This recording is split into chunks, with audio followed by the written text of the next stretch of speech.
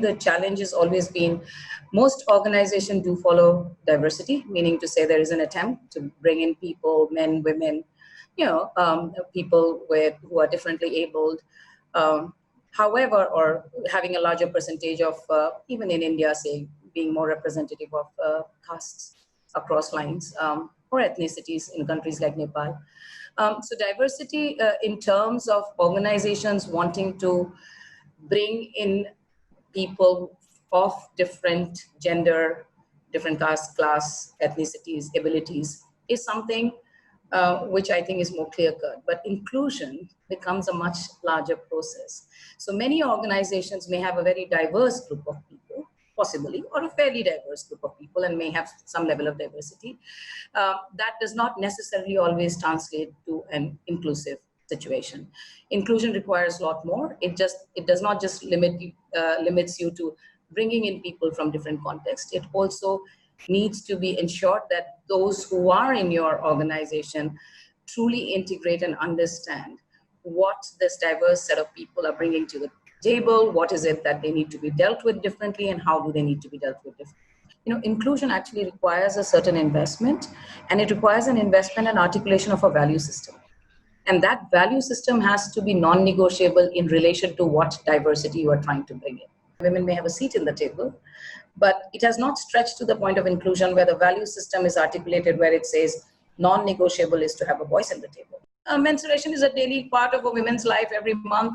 I don't see why you should then take it as a leave and be counted as something which is going to be a point against you for not being present on a particular day because you had menstrual cramps and you couldn't come, and the decisions got taken by others.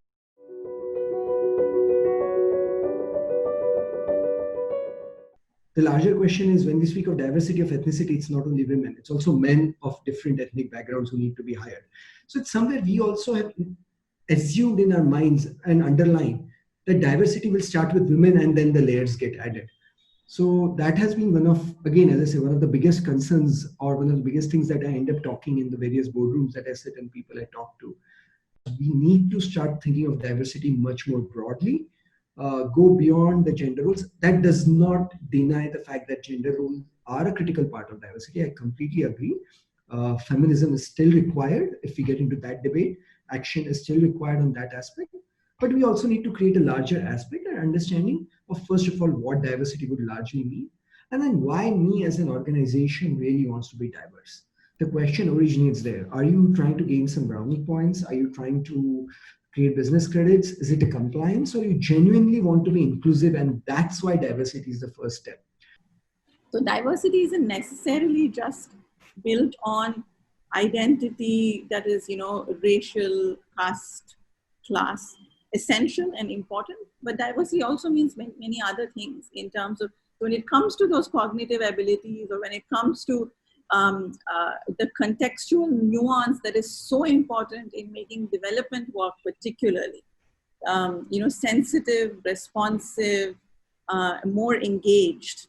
And then it's important to also give the organization the time and space to reflect on, for the work that we do and the outcomes that we want to achieve, what is the kind of diversity that we need?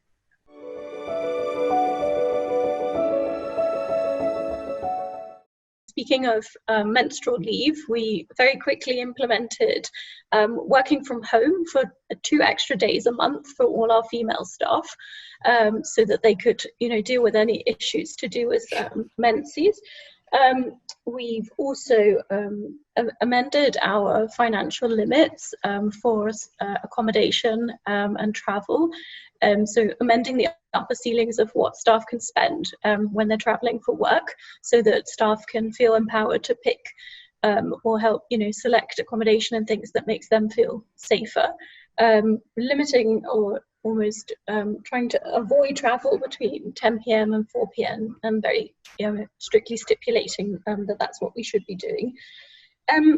We've also amended our leave calendar, so we spoke to staff of all different backgrounds, faiths, and across the country, because we have staff not just working in one state, they're working all across the city where different festivals and things are celebrated.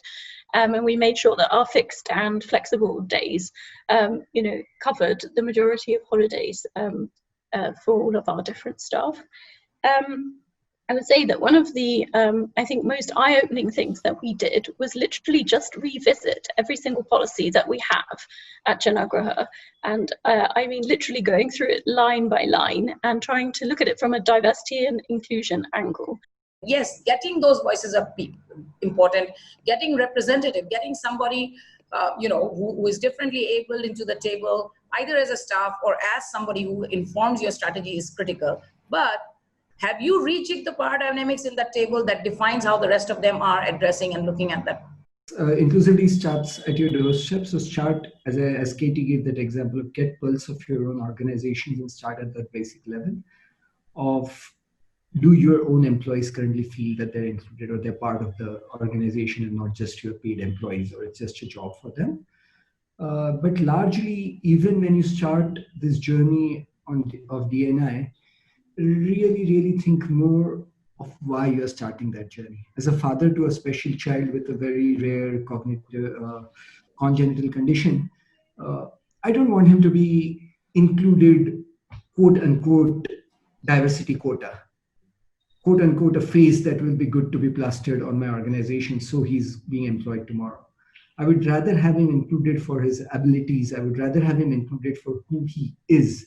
If you don't make them feel included, there's no point of really being a diverse organization. First and foremost is just think of diversity and inclusion with everything that you do. Let's come together more to invest in diversity and inclusion as a sector, both from sharing our experiences and model policies and thinking about how we can invest in this together, both through that means and financially as well, of course. Every journey starts with a step. So, so to just begin, to start having, even if you haven't thought about everything that you can do to change, just to at least begin by acknowledging that this is something we might want to do, begin with having the conversations about why it might be important, but really to begin having those conversations. When you're really stretched, this becomes, the important but not urgent thing. And therefore, it just keeps getting pushed further and further down the list of things that you need to respond to. But I think to recognize that, particularly in times of crises, there is an urgency to think about these issues, but to approach it not as something that's complex, but as something that's human.